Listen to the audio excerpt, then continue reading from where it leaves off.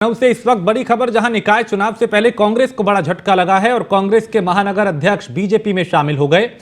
दिलप्रीत सिंह ने बीजेपी की सदस्यता ग्रहण की। रणवीर सिंह कलसी ने भी भाजपा की सदस्यता ग्रहण की है और कांग्रेस के टिकट पे पार्षद का वो चुनाव लड़ चुके हैं। कांग्रेस शहर महासचिव संजय गिरी बीजेपी में शामिल हुए हैं। डिप्टी सीएम ब्रजेश पाठक ने उन्हें पार्टी की सदस्यता दिलवाई है। तो निकाय चुनाव से पहले नेताओं का इधर से उधर होना शुरू हो चुका है और कांग्रेस के कुछ नेता बीजेपी में शामिल हो गए। तो हर दल अपने समीकरण बना रहा है, मतदाताओं को कैसे अपने पाले में लाया जाए, जिताऊ उम्मीदवारों को कैसे मैदान में उतारा जाए और कैसे निकाय चुनाव में बेहतर प्रदर्शन किया जाए। इसको लेकर समीक्षाएं हो रही हैं, बैठकें हो रही हैं, रणनीतियां बनाई जा रही हैं। कुछ ऐसे चेहरों को पार्टियों में शामिल किया जा रहा है जो मतदाताओं को प्रभावित कर सकते हैं। दिलप्रीत सिंह डीपी ने बीजेपी की सदस्यता ली और रणवीर सिंह कलसी भी बीजेपी में शामिल हो गए। ब्रजेश पाठक की मौजूदगी में उन्होंने पार्टी की सदस्यता ग्रहण की।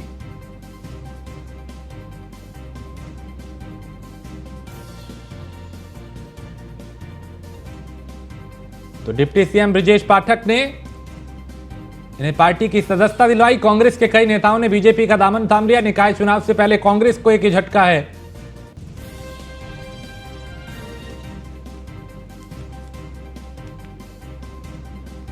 और वहीं ज्वाइनिंग के बाद डिप्टी सीएम ब्रजेश पाठक ने न्यूज वन इंडिया से खास बात की और कहा कि मैं भारतीय जनता पार्टी की तरफ से आप सबका स्वागत करता हूं। और क्या कुछ इस बातचीत में कहा, उन्हें सुनते हैं।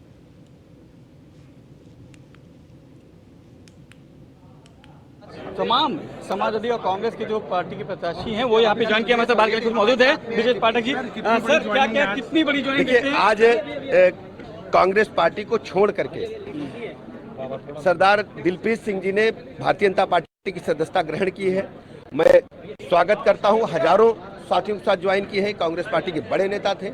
दिलप्रीत सिंह जी हमारे खिलाफ चुनाव लड़े थे और उन्होंने भारतीय जनता पार्टी पर भरोसा जताया है, मोदी जी पर भरोसा जताया है। हम बहुत बहुत अभिनंदन करते हैं, स्वागत करते हैं। विजय जी, क्योंकि माना जाता है कि अपनी पार्टी में डैमेज कंट्रोल पे लगे थे, पर हम देख रहे हैं कि आप और तमाम जो पदाधिकारी हैं लगातार दूसरे पार्टियों में डैमेज करने पर लगे होंगे, तो ये क्या रणनीति पूरी काम करती है? ऐसा नहीं, देखिए, जो सामाजिक कार्यकर्ता पार्टी ज्वाइन करना चाहते हैं उनका बराबर स्वागत करते हैं। बहुत धन्यवाद। ब्रजेश पाठक थे जो बताए थे कि जो लोग का जिन लोग का मोदी योगी के जो विकास कार्य हैं उनमें जो योजनाएं हैं उनमें जिनका विश्वास है उनका हमेशा से स्वागत है भारतीय जनता पार्टी में। और ये पहली बार नहीं, तमाम लोग पहले भी भारतीय जनता पार्टी में स्वागत करते रहे हैं, उनकी ज्वाइनिंग होती रही है और ये क्रम आगे भी चलता रहेगा। वीडियो जर्नलिस्ट वीरेंद्र के साथ Manish Mishra, news one India. तो कांग्रेस के महानगर अध्यक्ष बीजेपी में शामिल हुए हैं और निकाय चुनाव से पहले कांग्रेस के लिए ये एक बड़ा झटका है। चूंकि एक तरफ कांग्रेस भी तैयारी कर रही थी, एक्टिव दिखाई दे रही थी, लेकिन दूसरी तरफ उनके कुछ नेता जो हैं वो कांग्रेस का साथ छोड़ के अब बीजेपी का दामन थाम रहे हैं। दिलप्रीत सिंह का नाम इसमें शामिल है और भी कई नेताओं ने बीजेपी की सदस्यता ग्रहण कर ली। रणवीर सिंह कलसी वो भी बीजेपी में शामिल हो गए। मनीष मिश्रा इस खबर पे ज्यादा जानकारी के साथ लखनऊ से हमारे संवाददाता। मनीष, एक तरफ कांग्रेस उत्तर प्रदेश निकाय चुनाव में अपनी जमीन तलाशने की कोशिश कर रही है, दूसरी तरफ उसके नेता साथ छोड़ के बीजेपी में जा रहे हैं। निश्चित तौर से राजेश, एक बड़ी विडंबना है कांग्रेस के लिए कि अपने तो उनके लिए कहावत है कि हमें तो अपनों ने लूटा, गैरों में कहाँ दम था, मेरी कश्ती वहीं डूबी जहाँ पानी कम था। उनको अपने प्रचार के लिए नेता नहीं मिल रहे हैं। अपने जो टीम है उसके स्टार प्रचारकों की जो फौज उन्होंने जो ऑन पेपर दिखाई थी वो मैदान में कहीं नहीं दिखती नजर आ रही है। आप प्रत्याशियों को पूरे प्रत्याशी नहीं हो पाते हैं। जो 15 लिस्ट पहले निकालते हैं वो वही लोग होते हैं जो पहले वहाँ पे थे और उनके अलावा किसी ने वहाँ से अप्लाई ही नहीं किया था। तो कहीं ना कहीं कांग्रेस की स्थिति उत्तर प्रदेश में एकदम हाशिए पे है और उसको शायद जो उनके कार्यकर्ता है वो चीज़ें समझ गए और दूसरी पार्टी का रुख थामने लगे हैं। इसी क्रम में आज हमने देखा था दिलप्रीत सिंह डीपी जो कि भारतीय जनता पार्टी में आज उन्होंने दामन थामा है। ब्रजेश पाठक के खिलाफ ही उन्होंने चुनाव लड़ा था और टाल ठोकी थी कैंट विधानसभा से। और आज उनको खुद ब्रजेश पाठक ने बतौर भारतीय जनता पार्टी के नेता और मुख्यमंत्री के तौर पर उन्होंने भारतीय जनता पार्टी का दामन थमा है। तो कहीं ना कहीं आप देख सकते हैं कि भारतीय जनता पार्टी की जो लगातार हमने देखा था 2022 में जो क्रम शुरू हुआ था चुनावी सफर के समय आप देखेंगे तो तमाम विपक्षी पार्टी के जो बड़े नेता थे उन्होंने भारतीय जनता पार्टी का दामन थामा था। और उसके बाद अब निकाय चुनाव में, और सबसे बड़ी चीज़ आप राजेश ये देख सकते हैं कि जहाँ क्योंकि जब कोई पार्टी का दामन थामता है तो उसकी एक उम्मीद होती है कि जो चुनाव हो रहा है उसमें कहीं ना कहीं हमें संयोजन किया जाएगा, हमें टिकट की मिलने की आस के साथ ज्वाइन करते हैं। पर भारतीय जनता पार्टी में इसके विपरीत हो रहा है। प्रत्याशियों के चयन हो चुका है, प्रत्याशियों के नाम के डिक्लेरेशन हो चुका है, उसके बाद चुनाव जो प्रक्रिया है उसके बीच में आपके पास पार्टी में लोग शामिल हो रहे हैं। तो शायद जिस तरीके से जो भारतीय जनता पार्टी अपना बताती है कि योगी मोदी के जो विश्वास और विकास के जो कार्यक्रम है उसके ऊपर प्रेरित होते हुए लोग अब भारतीय जनता पार्टी के साथ जुड़ते जा रहे हैं और बड़ी संख्या में ये क्रम जारी है। हमने देखा था अभी कुछ दिन पहले भी भारतीय जनता पार्टी में ज्वाइनिंग हुई थी।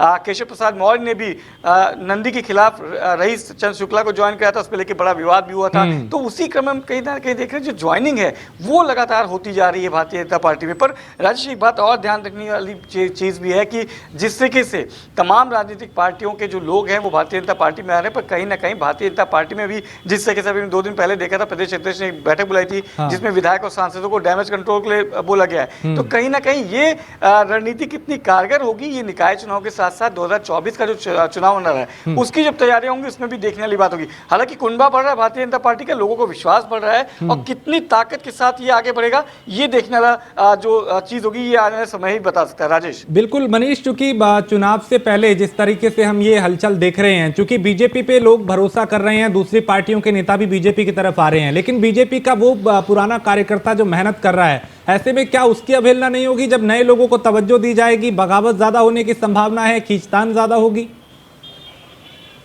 राजेश देखिए, बागी तेवर तो आपको इस निकाय चुनाव की जब प्रत्याशी चयन हुआ था, जब प्रत्याशी सूची जारी हुई थी, तभी आपको देखने को मिल गया था। चाहे मिर्जापुर की बात कर ले, चाहे हम गाजियाबाद की बात कर ले, चाहे लखनऊ की बात कर ले, तमाम जगह हमने वो विजुअल्स दिखाए थे कि भारतीय जनता पार्टी के जो अपने कार्यकर्ता हैं, जो पहले से कार्यकर्ता हैं, जो पिछले कई सालों से संघर्ष कर रहे हैं, लगातार पार्टी के साथ जुड़े रहे हैं, उनको जब आस होती है कि जब टिकट प्रक्रिया होती है, जब उनके नामों की चर्चा होती है और उनके नाम की जगह किसी दूसरे का नाम मिल जाता है। हम बहुत दूर की बात नहीं करेंगे, हम लखनऊ की बात करेंगे, सुषमा खरवाल को लाते हैं। इनका कार्यकर्ता थी, लगातार जुड़ी हुई थी, संगठन के साथ जुड़ी हुई थी, तमाम जिम्मेदारियां इन्होंने निभाई थी, पर कोई ऐसा खासा इनका नाम नहीं था, इनके नाम की कहीं चर्चा नहीं थी और एकदम से प्रत्याशी बनाई जाती हैं। तमाम जो गुट होते हैं वो अंदर खाने में कहीं नाराजगी होती है, तमाम महिला जो कार्यकर्ता होती है वो आके अध्यक्ष जी के कमरे में आके अपनी नाराजगी भी जताती हैं।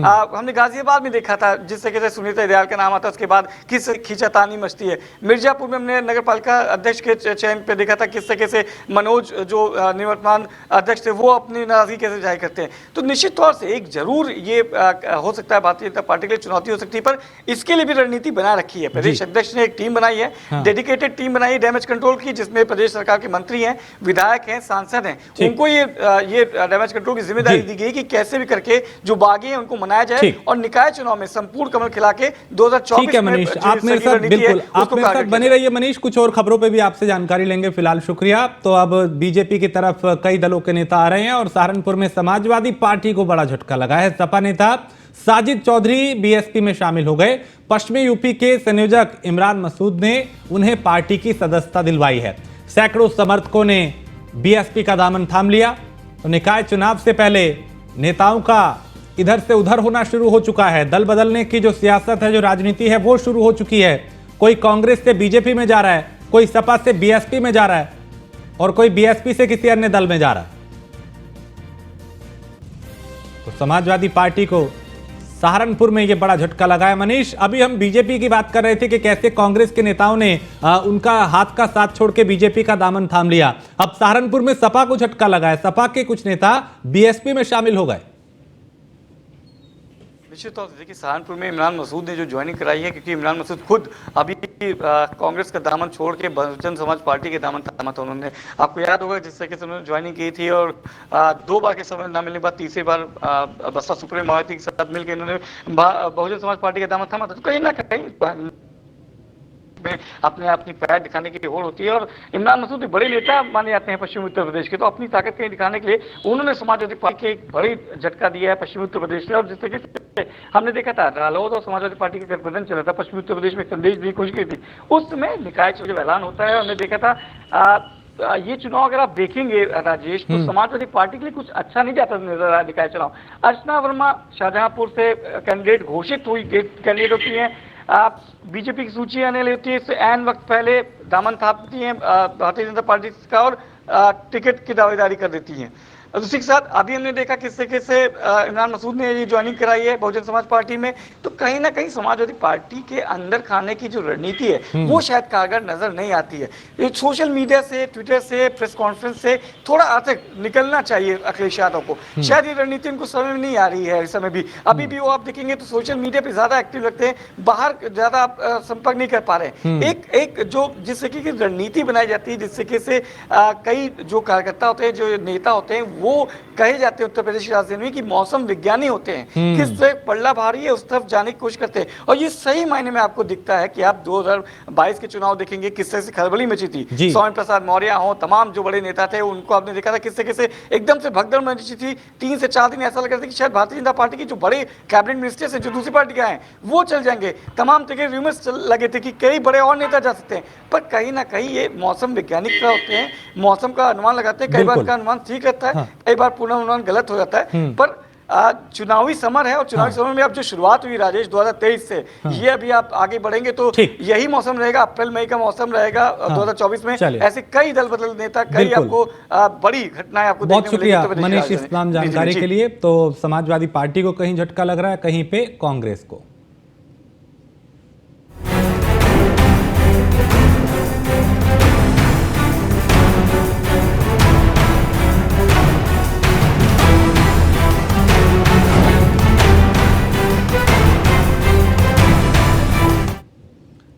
और मुख्यमंत्री योगी आदित्यनाथ आज 3 जिलों के दौरे पे रहेंगे और थोड़ी देर में वो मथुरा पहुंचेंगे मुख्यमंत्री, जहां चुनावी जनसभा को संबोधित करेंगे।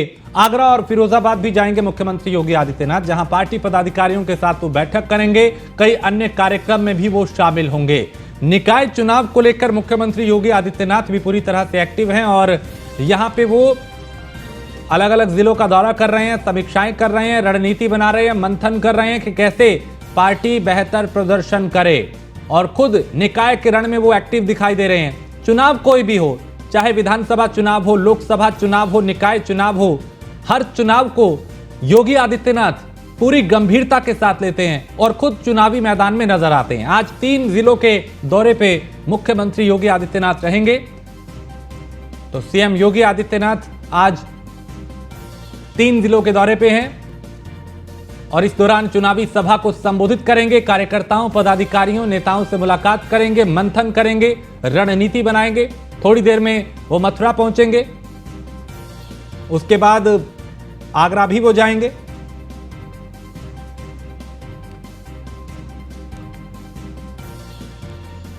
तो कृष्णा त्यागी आगरा से हमारे संवाददाता है, नरेंद्र शर्मा भी हमारे साथ जुड़ चुके हैं फिरोजाबाद से। कृष्णा, आज मुख्यमंत्री 3 जिलों के दौरे पे रहेंगे, आगरा भी वो आ रहे हैं। आगरा में क्या कुछ उनके कार्यक्रम है?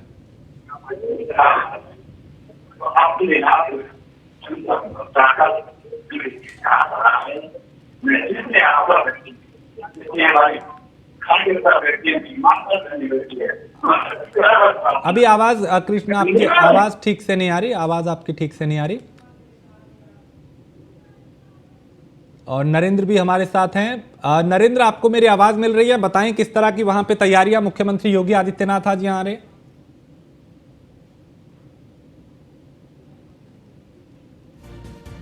तो मेरी आवाज अभी नहीं पहुंच पा रही, हम कोशिश करेंगे उनसे संपर्क हो और वो विस्तार से बता पाएं कि किस तरह की तैयारियां हैं, क्या क्या कार्यक्रम है, मुख्यमंत्री के आगमन को लेकर लोगों में कितना उत्साह है, प्रशासन कितना एक्टिव है, सुरक्षा के क्या कुछ इंतजाम है, क्या क्या यहां पे होने वाला है। चूंकि निकाय का रण है, उसमें मुख्यमंत्री खुद प्रण ले चुके हैं कि कैसे पार्टी को जिताना है। देखिए, पुलिसकर्मी भी यहाँ पे मुस्तैद दिखाई दे रहे हैं, घोड़ों पे सवार। प्रशासन कितना एक्टिव है, पुलिस कितनी एक्टिव है, इससे अंदाजा लगाया जा सकता है सुरक्षा में, ताकि कहीं पर किसी तरह की कोई लापरवाही ना हो। तो आगरा और फिरोजाबाद भी जाएंगे मुख्यमंत्री योगी आदित्यनाथ। मथुरा कुछ देर में वो पहुंच रहे हैं, जहां चुनावी सभा को संबोधित करेंगे। मंच आप देख रहे हैं पूरी तरह से तैयार है, भव्य पंडाल लगाया गया है, हजारों लोग यहां पहुंचेंगे मुख्यमंत्री को देखने और सुनने के लिए। उनकी भाषण शैली के कायल हैं लोग और उनको सुनने के लिए दूर दराज से लोग पहुंचते हैं। जब भी वो किसी जिले में, किसी गांव में, किसी शहर में सभा को संबोधित करने के लिए जाते हैं। और महेश शर्मा हमारे संवाददाता इस पे ज्यादा जानकारी के साथ। महेश, मुख्यमंत्री यहाँ पहुंच रहे हैं, क्या कुछ तैयारियां यहाँ पे? यहाँ पर मुख्यमंत्री यहाँ पहुंचेंगे और यहाँ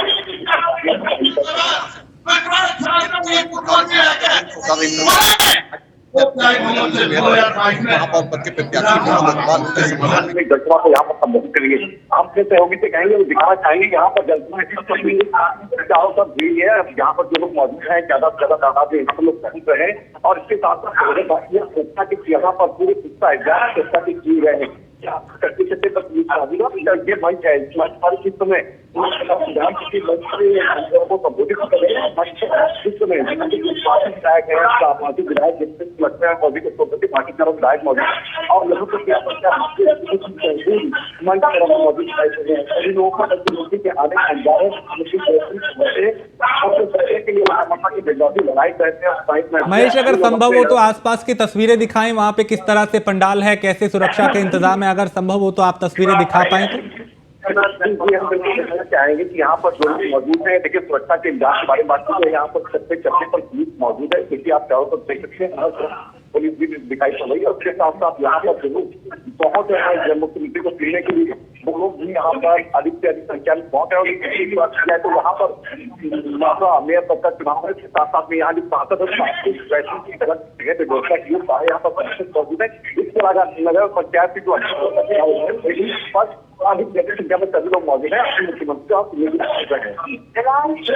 अब आशीष, कब तक पहुंच रहे हैं मुख्यमंत्री और यहाँ पे किस तरह के समीकरण है? चूंकि मुख्यमंत्री जब खुद चुनावी रण में हैं तो जाहिर है इससे समझा जा सकता है कि निकाय चुनाव को लेकर वो कितने गंभीर हैं और खुद जिलों का दौरा कर रहे हैं।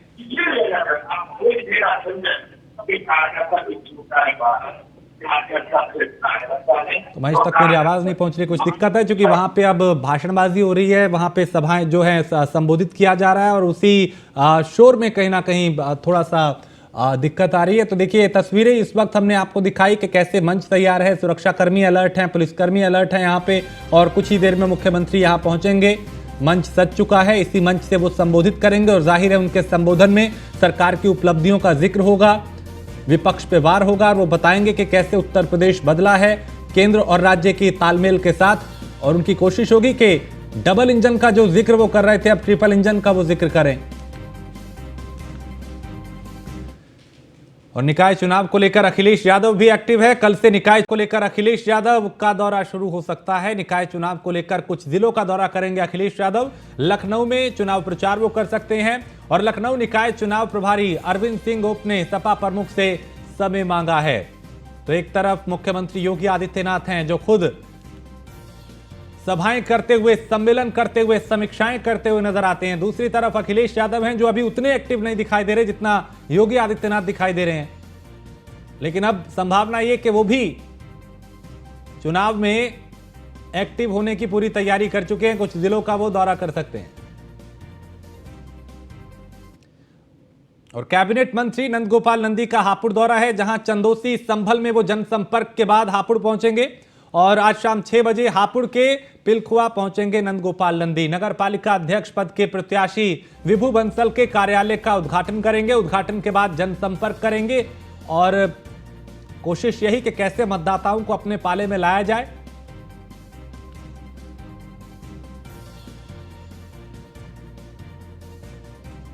तो बीजेपी के दिग्गज भी अब चुनावी मैदान में हैं। अलग अलग मंत्रियों को, विधायकों को, सांसदों को, वरिष्ठ नेताओं को अलग अलग जिम्मेदारियां दी गई हैं कि लोगों के बीच जाएं, संवाद करें, बात करें और उन्हें बताएं कि सरकार कैसे आपके लिए काम कर रही है। मंशा निकाय चुनाव में बेहतर प्रदर्शन करने की है। तो निकाय के रण में भारतीय जनता पार्टी पूरी तरह से एक्टिव है और अलग अलग दिग्गजों को अलग अलग जिम्मेदारियां अलग अलग शहरों की दी गई हैं ताकि जनसंपर्क करें, संवाद करें, लोगों के बीच जाएं। तो कैबिनेट मंत्री नंदगोपाल नंदी का हापुड़ दौरा है। ताहिर इस पे ज्यादा जानकारी हापुड़ से हमारे संवाददाता देंगे। ताहिर, हापुड़ आ रहे हैं आज नंदगोपाल नंदी, क्या कुछ उनके कार्यक्रम? हाँ जी, आपको बताना चाहूंगा नंदगोपाल नंदी सबसे पहले जो है संभल के चंदोसी जाएंगे। चंदोसी के बाद उनका 6 बजे जो है हापुड़ में आगमन होगा। हापुड़ के तरफा नगर पालिका के विभू बंसल जो है उनके यहाँ कार्यालय का उद्घाटन करेंगे और साथ ही एक जो है छोटी सी सभा भी आयोजन की जाएगा। हालांकि नंदगोपाल नंदी का दौरा बहुत अहम माना जा रहा है, क्योंकि बीजेपी जो है जो निकाय चुनाव को भी 24 की तैयारी को लेकर चल रही है। जी शुक्रिया, आप मेरे साथ ताहिर बने रहिए, कुछ और खबरों पे आपसे जानकारी लेंगे। फिलहाल शुक्रिया। और अगली खबर भी हापुड़ से है, जहां गढ़मुक्तेश्वर में बीएसपी प्रत्याशी ने आचार संहिता की धज्जियां उड़ाई हैं। पाबंदी के बावजूद रात में चुनावी रैली की गई और प्रत्याशी के पक्ष में लोग नारेबाजी भी कर रहे हैं। कानून को अनदेखा कर बिना परमिशन चुनावी रैली निकाली गई। बीएसपी के पूर्व जिला अध्यक्ष देवेंद्र भारती की पत्नी हिमानी हैं प्रत्याशी और गढ़मुक्तेश्वर नगर पालिका से बीएसपी अध्यक्ष पद की वो प्रत्याशी हैं और यहां पे आचार संहिता का उल्लंघन किया गया। ताहिर, यहां पे नियमों की अनदेखी की गई, उल्लंघन किया गया आचार संहिता का। आपको बताना चाहूंगा, गढ़मुक्तेश्वर कोतवाली क्षेत्र का यह मामला है, जहां बीएसपी प्रत्याशी जो आपको बताना चाहूंगा देवेंद्र भारती हैं, जो बीएसपी के पूर्व जिलाध्यक्ष रहे हैं। उनकी पत्नी है हिमानी उर्फ बेबी, वो रात को जनसंपर्क कर रही हैं और एक चुनावी सभा का आयोजन कर रही हैं। हालांकि बिल्कुल पाबंदी है, अभी जब तक 28 तारीख के नहीं हो जाती, नाम डिक्लेयर नहीं हो जाते, जब तक कोई भी सिंबल लेकर और कोई भी चुनावी रैली या किसी भी प्रकार का चुनावी जो है आयोजन नहीं कर सकता। उसके बावजूद भी कानून को ताक पर रखकर दरकिनार कर जो है ये चुनावी जो बसपा के जो प्रत्याशी हैं लगातार रैली कर रहे हैं, लगातार जनसंपर्क कर रहे हैं। जी बहुत शुक्रिया ताहिर जानकारी के लिए। तो यहाँ पे आचार संहिता का उल्लंघन किया जा रहा है, धज्जियां उड़ाई जा रही हैं।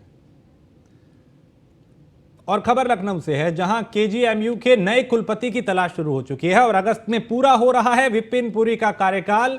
केजीएमयू ने जारी किया है विज्ञापन और अब तलाश शुरू है नए कुलपति के लिए, क्योंकि मौजूदा कुलपति का जो कार्यकाल है वो अगस्त में पूरा हो रहा है।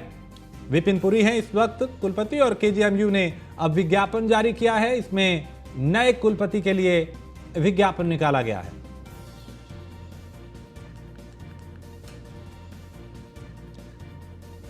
तो अगस्त में पूरा हो रहा है विपिन पुरी का कार्यकाल और केजीएमयू ने एक विज्ञापन निकाला है। तो केजीएमयू के नए कुलपति की तलाश शुरू हो चुकी है। मौजूदा कुलपति की जो कार्यकाल है वो अगस्त तक है।